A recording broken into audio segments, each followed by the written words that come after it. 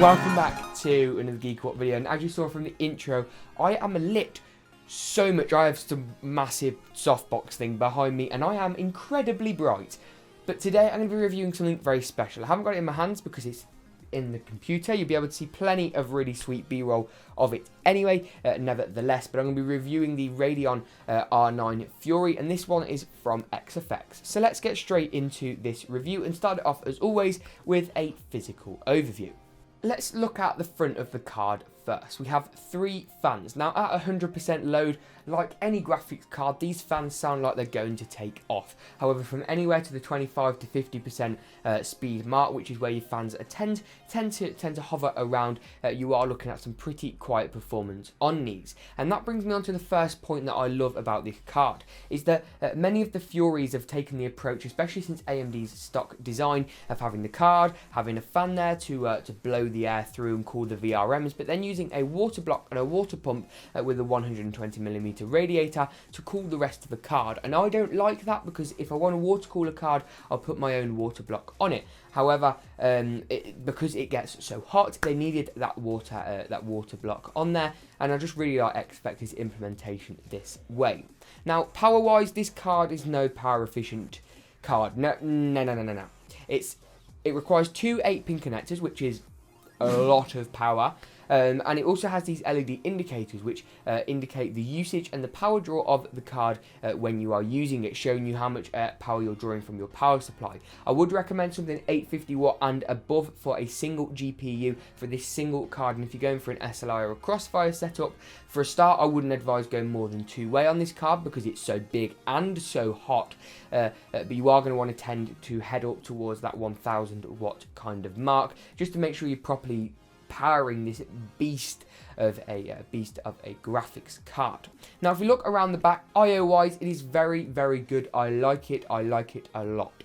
We have got 3 display ports and an HDMI output, which for me is brilliant, because DisplayPort is a very versatile standard. Because you've got 3 DisplayPort connections, you're able to support surround sound, but not only that, but surround sound with FreeSync support and 4K 60 frames per second. You can also do 4K 60 frames per second on the HDMI 2.0 port, but having triple DisplayPort support for me is great. Not to mention DisplayPort can be adapted to anything. It can carry audio, it supports FreeSync or G-Sync depending on your graphics card, of course, and also supports those high resolutions at 4, 5, 6K frame rates such as 30 and 60 frames per second, which is all good. Design wise, this card, whilst not completely in your face, does take a very nice design approach. You aren't going to miss it, put it that way. We've also got a back plate, but what's very interesting is due to the length of the card and the length of the heatsink needed, because of the lack of the water cooling radiator, which I do prefer, you can get a water cooled version of this card. They have had to add some extension. Personally, I may have preferred a back plate extension here, because although the back plate isn't going to be necessary and they could have stuck with this kind of plastic netting that they've chosen, I just think a backplate all across the back would look very nice. But talking about size, this thing is huge, massive. Like I was cutting it close. I didn't think I was going to fit it in my Fantex N2 Pro, which is an ATX full tower. Bearing in mind I did keep the drive cages in, but I needed the drive cages. But nevertheless, squeezing it into a full tower is a mammoth job.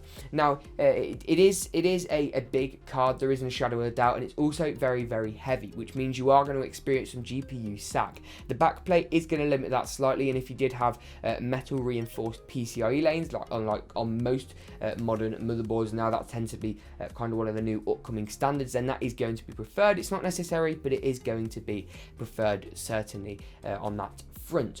Now, other notable points about the card. The backplate's nice to see. It's got a massive heatsink on it just to dissipate all of that heat, and features 4GB of HBM memory. We've got a 500 MHz clock speed on the memory and a 1000 MHz, so a gigahertz bang on clock speed, as on the core clock speed of the card. Overclocking wise, you can easily get this card up to 1200 MHz. However, you probably won't want to, because it is a hot card already. Not to mention graphics cards are easily able to live and get up to temperatures of 85, 90 degrees Celsius. But XFX, credit where credit is due, managed to keep this card around the 60 to 65 degrees Celsius mark at 100% load whilst gaming. And talking about gaming, because that is what matters, right? Gaming wise, it is phenomenal. You can do ultra settings in games such as Battlefield 4, The Witcher 3, Battlefield Hardline, GTA 5, and you'll be able to see those on your screen now. I'll put those benchmarks on your screen as I speak. But it looks phenomenal. It's got 4GB of HBM memory. Now this is both a good thing and a slightly bad thing. This uses HBM Generation 1. Now, that's good because it's the new standard, high bandwidth. It provides much more bandwidth through the graphics card and much more bandwidth through the memory, which is great for games. But 4GB is slightly on the lower side. You've got the GTX 1070 and 1080, which are on the 8GB kind of frame buffer, but they're the slightly newer cards. And the reason you couldn't get any more than 4GB is because Generation 1 of HBM memory limits it down sadly to 4GB. So much so that Nvidia, rather than waiting for HBM2 and being able to have 8GB of HBM2, have instead chose GDDR5X for their 1070 and 1080 cards. Whilst 8GB of VRAM is kind of overkill, you may see yourself using that 4GB. I know GTA 5, certainly with textures and anti-aliasing and all the shadows and ambient occlusion on full, can certainly eat 4GB up. So it's just something to note. HBM2 is going to remedy much of the problems, and I do have to put respect out to AMD for kind of pioneering that HBM standard, because if nobody opts with HBM Generation 1, then HBM Generation 2 is never going to be a thing. So it's a little bit of a downfall and a little bit of a pitfall in some perspectives, but at the same time you are getting the new standard, which is a very good thing. So as you can see, the card not only looks great, I know that is a subjective thing, but I think it looks great. It isn't too loud, even under 100% load. It looks, like I said, great, but it is big. That is one of the things you are going to have to keep in mind. It does get slightly hotter because it's an AMD chip, but I do prefer XFX's decision to support having this card without needing that radiator, because I've already got an all-in-one water cooling radiator for my CPU. I've got a 240mm radiator from Cooler Master, and trying to cram in another 120 and even another two 120mm radiators if I was to get a second of these cards would be a pain. Now you are going to want to have plenty of intake into your case, and this Phanteks N3 Pro has an ideal scenario where there's a fan right on the other side of the drive cage pushing air directly through the heatsink on the graphics card, which is a best case scenario.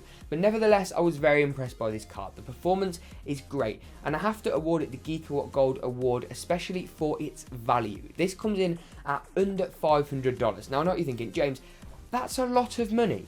The GTX 1070 and 1080 are going for, the 1080 especially, up to around about kind of your $800-900 mark, and to think you can pick one of these up for $500 and it still gives the GTX 1070 a run for its money is a great prospect. Not to mention, if you buy one of these now, you aren't going to be worrying that AMD are going to release something tomorrow, because they've already said that their focus for the time being at least is with Polaris 10 and 11, one of which focuses on the mobile notebook and gaming laptop market, and the other of which is focusing on the RX 470, 460 and 480, which are all more consumer budget end cards in this more enthusiast kind of line Fury card. The Fury card has also been out for a little bit of a while now, which also poses somewhat of an advantage because you will be able to find this cheap on sale and the kind. I'll leave Amazon links in the description below to this product if you do want to pick one of them up.